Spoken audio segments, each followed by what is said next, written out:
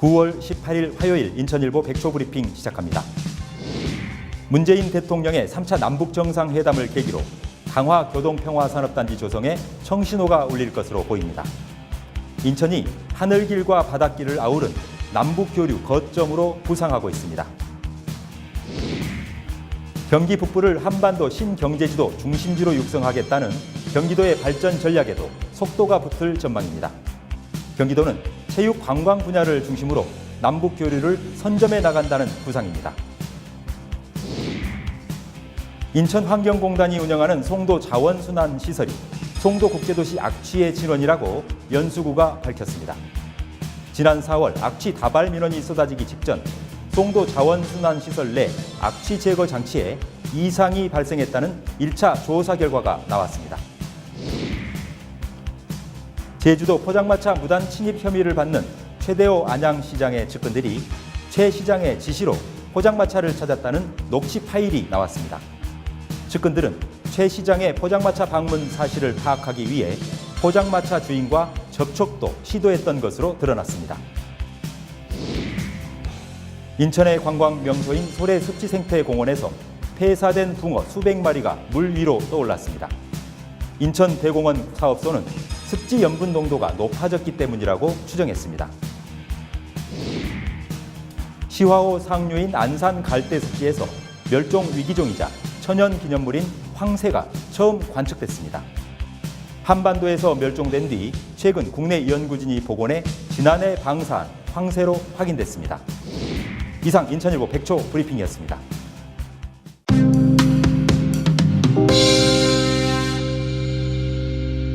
여러분 안녕하십니까? 9월 18일 화요일 인천일보 TV 뉴스입니다. 먼저 오늘 아침 인천일보 지면에 실린 주요 기사 살펴보겠습니다. 오늘의 인천일보로 문을 엽니다.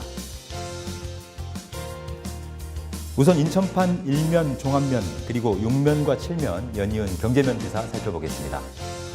오늘 방북길에 오르는 문재인 대통령의 3차 남북정상회담에 대한 소식을 크게 싣고 있습니다.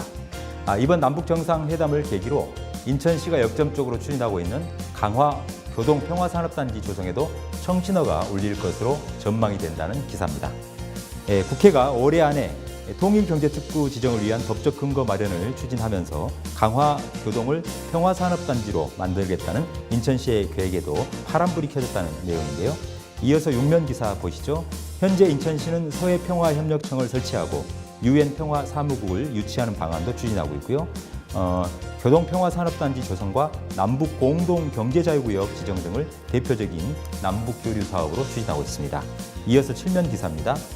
남북정상회담을 계기로 하늘길과 바닷길이 통하는 인천이 이 남북교류의 거점으로 떠오르고 있다는 내용, 그리고 거기에 따른 움직임이 가시화되고 있다는 내용도 함께 다루고 있습니다. 이어서 역시 남북정상회담 관련 기사가 경기판에서도 눈길을 끕니다. 경기판 1면과 3면 종합면, 19면 사회면, 그리고 4면 정치 종합면을 두루 채우고 있는데요. 경기 북부를 한반도 신경제지도 중심지이자 세계 평화 교류의 상징으로 육성해 나가겠다는 경기도의 발전 전략에도 가속도가 붙을 전망이라고 비중 있게 보도하고 있습니다. 우선 경기판 1면 기사 보시겠습니다.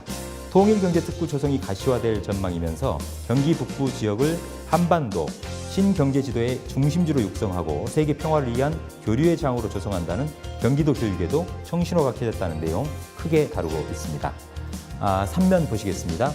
이 경기도가 체육과 관광교류 사업을 선점하면서 다양한 협력 사업을 펼치는 남북 교류 사업의 모멘텀을 형성해 가고 있다, 이런 내용인데요. 실제로 경기도는 평화부지사 직제를 새로 신설한 바도 있고요. 개성 수학여행을 비롯한 관광교류 사업도 적극적으로 추진하고 있고, 이재명 경기지사가 공약으로 내걸었던 8.15 남북평화마라톤 대회, 그리고 유소년 축구대회 등도 추진될 가능성이 매우 높아졌다고 전망을 하고 있습니다. 그런가 하면 19면 경기판 사회면 보시면 이번 문 대통령의 3차 남북정상회담을 계기로 경기 북부 지역 이 비무장지대에 거주하고 있는 대성동 주민들을 비롯해서 파주와 포천, 이 경기 북부 주민들이 입을 모아서 환영하고 반기고 있고 큰 기대감을 표해가고 있다는 내용도 다루고 있습니다. 이어서 4면 보시면요, 거의 대부분 문 대통령의 남북 정상회담 관련 기사로 도배가 되고 있습니다. 문 대통령과 김정은 북한 국무위원장이 남북정상회담 첫날인 오늘 그리고 내일 두 차례 정상회담을 갖는다는 소식 다루고 있고요. 이번 평양 정상회담에서 다뤄질 가장 큰 의제 중 하나는 이산 가족 문제의 근원적인 해결 방안을 모색하는 데 맞춰질 것이다라는 전망도 함께 싣고 있습니다. 더불어서 이번 남북 정상회담과 함께 새로운 남북 경협 시대를 준비하기 위한 토론회가 국회 국토교통위원회 더불어민주당 간사인 윤관석 의원 주최로 국회의원회관에서 내일 개최된다는 짧은 소식까지 함께 싣고 있습니다. 이어서 인천판 일면 종합면으로 돌아가봅니다. 인천환경공단이 운영하고 있는 연수구 동춘동에 있는 송도 자원순환 시설이 최근 큰 민원을 불러일으킨 송도국제도시 악취의 진원이다. 이렇게 관할 연수구가 1차 원인 조사 결과를 밝혔다는 내용 다루고 있습니다.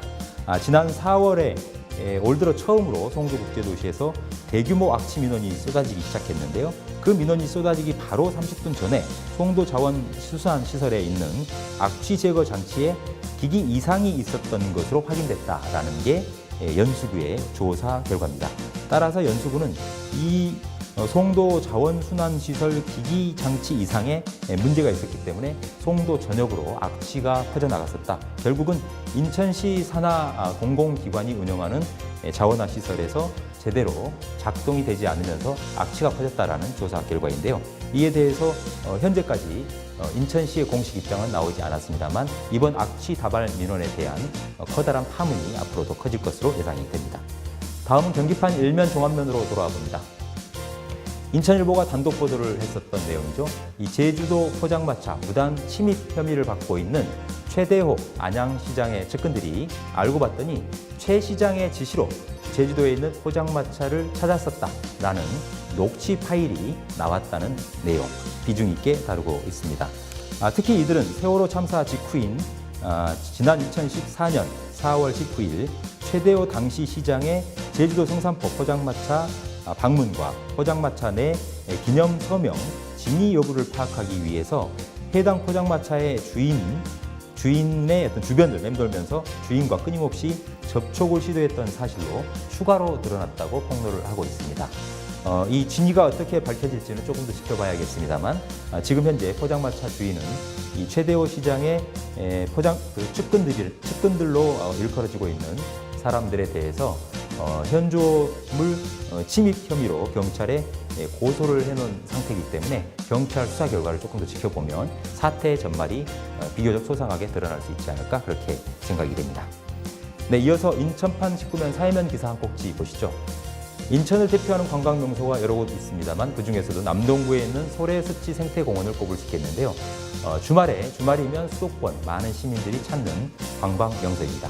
그런데 지난 주말 소래습지 생태공원 습지에 폐사된 붕어 수백 마리가 무리로 떠올라서 관광객들의 눈살을 찌푸리게 했는데요. 빨리 치워지지 않고 장시간 방치됐다고 합니다. 그런데 관할 소래습지 생태공원을 관리하고 있는 인천대공원 사업소에서는 이 붕어는 민물에서 살고 있다. 그런데 소래습지에 바닷물이 수문을 개방을 하면서 섞이면서 염분 농도가 짙어지면서 이 민물고기인 붕어들이 폐사를 집단으로 한 것 같다. 이렇게 일단 추정 원인을 제시를 하고 있습니다. 마지막으로 8면 경기 메트로면 기사 보시겠습니다. 환경과 새 관련 기사입니다. 시화의 상류 지역인 안산 갈대습지공원에서 멸종 위기종이자 천연기념물인 황새 한 마리가 최초로 관측됐다는 내용 다루고 있습니다. 이번에 그 갈대습지공원에서 발견된 황새 한 마리는요, 한반도에서는 완전히 자취를 감추고 멸종이 됐다고 합니다. 그러다 최근 국내 연구진에 의해 복원이 됐다고 하는데요. 지난해 충남 서천에서 위치 추적기를 달아서 야생으로 방사를 했는데 바로 그 황새가 새롭게 자연 복원이 되고 있는 시화호 안산 갈대습지를 찾은 것으로 확인이 됐다는 내용입니다. 오늘 아침 인천일보 지면을 소개해드리는 오늘의 인천일보 여기까지입니다.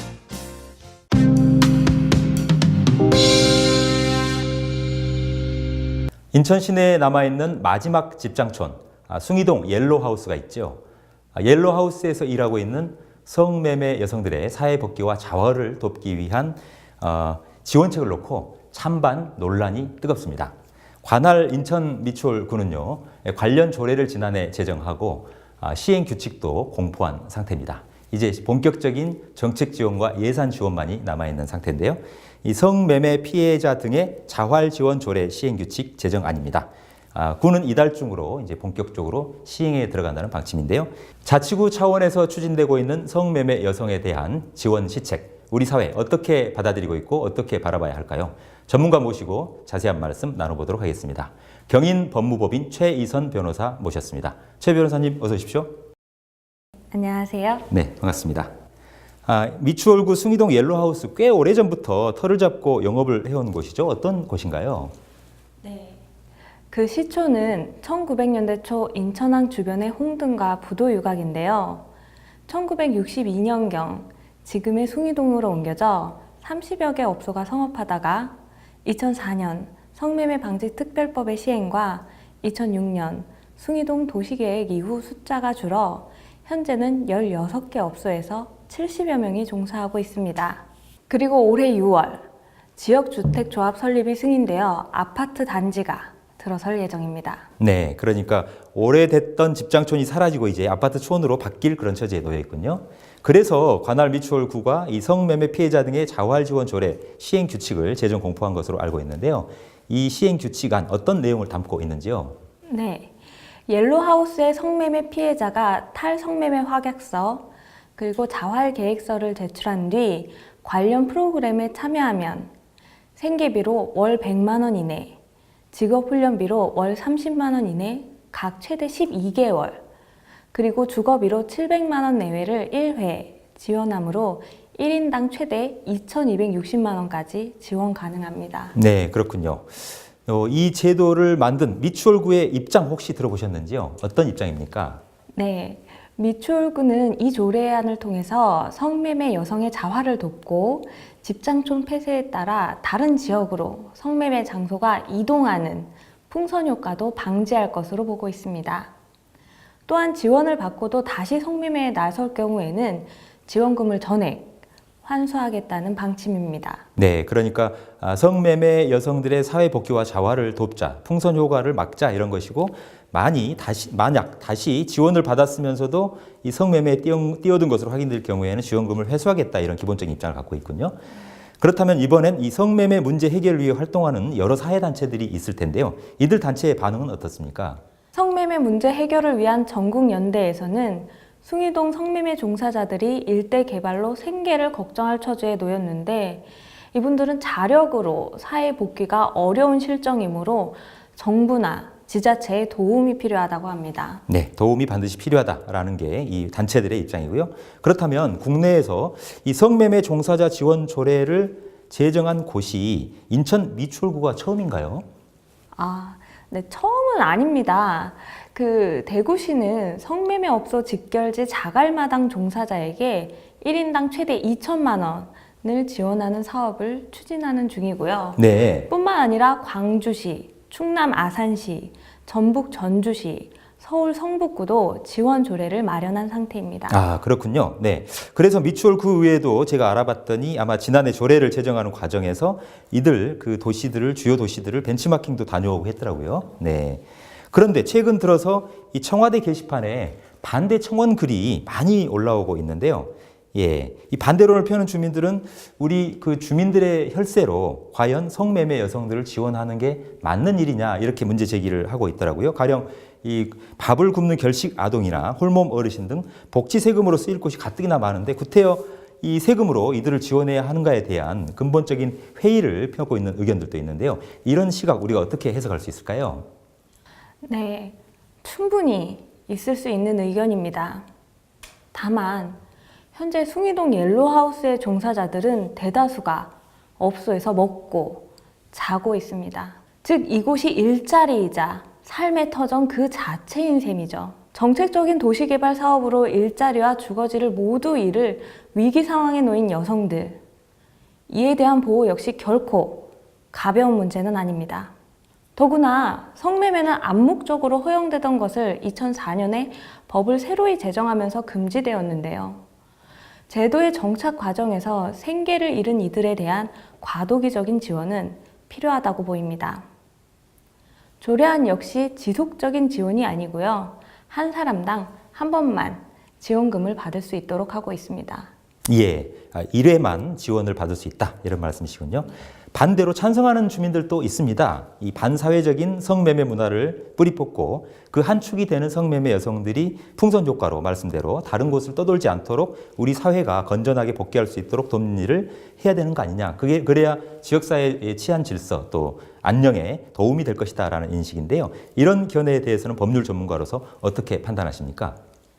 네. 지원금을 통해서 성매매가 근절될 수 있다는 전제하에서 매우 타당한 의견으로 보입니다. 다만 청원에서 많은 국민들께서 지적해 주신 바와 같이 일시적인 지원금이 과연 성매매를 근절시킬 수 있는가?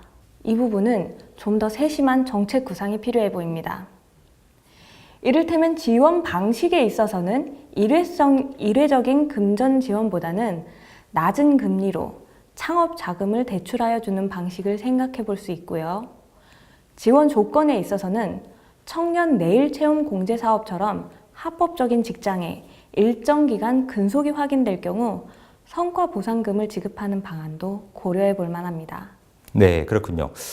그런데 또 한편으로는 이런 시각도 있는 것 같습니다. 이 미추홀구가 제정한 이번 조례안과 시행 규칙, 이 법적으로는 문제는 없는지요? 네, 청원 게시판을 보면 성매매가 불법인데 어떻게 국민의 혈세를 불법 행위자에게 지급하느냐. 또한 자발적으로 성매매한 사람은 피해자가 아니다. 이런 의견을 많이 주셨습니다. 그런데 해당 조례안은 성매매 방지법과 성매매 알성 등 처벌법을 기초로 하고 이 법에서는 성매매 피해자를 위력으로 성매매를 강요당한 자, 청소년, 지체장애인 등 의사 능력이 부족한 사람 등으로 규정하고 있습니다. 즉 사치를 목적으로 자발적으로 성매매를 한 사람들은 이 조례의 지원 대상이 아닙니다. 결국 불법 행위자에게 세금이 쓰인다는 우려는 조례안 자체의 법적인 문제라기보다는 집행기관이 성매매 피해자를 적절히 검증하도록 시민사회의 감시가 필요한 부분입니다. 네, 그렇군요. 이 검증. 필터링하는 작업이 굉장히 중요하다는 말씀이시고요. 끝으로 성매매 근절을 위한 우리 사회의 근본적인 대책은 뭐가 있을까요? 해답이 쉽진 않겠습니다만. 네. 네, 참 어려운 문제인데요. 성은 애정을 전제로 한 쾌락이자 궁극적으로는 생명의 잉태로 연결되는 성스러운 것이기에 매매의 대상이 될 수 없다는 점에 대한 인식의 전환이 필요합니다. 비록 더딜지라도 사회 구성원의 인식의 변화에 제도의 뒷받침이 따른다면 성매매는 물론 성을 훔치거나 뺏는 개념이라고 할 수 있는 성폭력 범죄도 줄어들 거라고 기대합니다. 네, 잘 알겠습니다.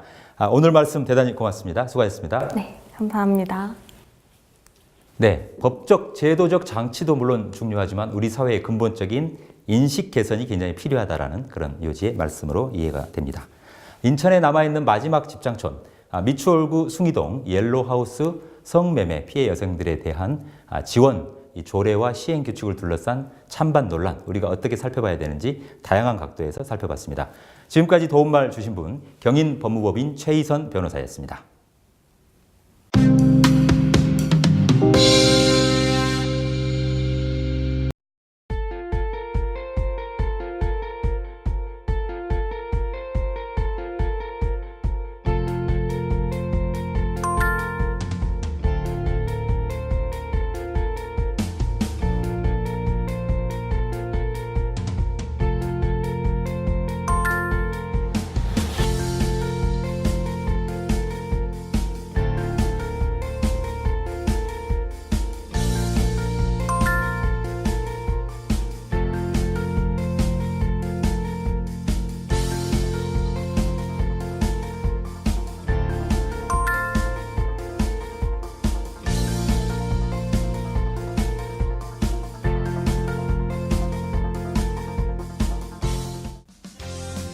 (9월 18일) 화요일 인천일보TV 뉴스는 여기까지입니다.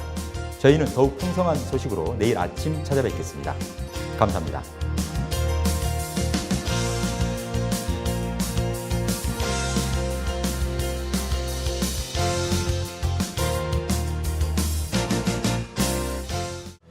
호국 보훈의 상징 인천. 인천일보와 인천시 제향군인회가 호국보훈 인천 문예 동영상 작품 공모전을 엽니다.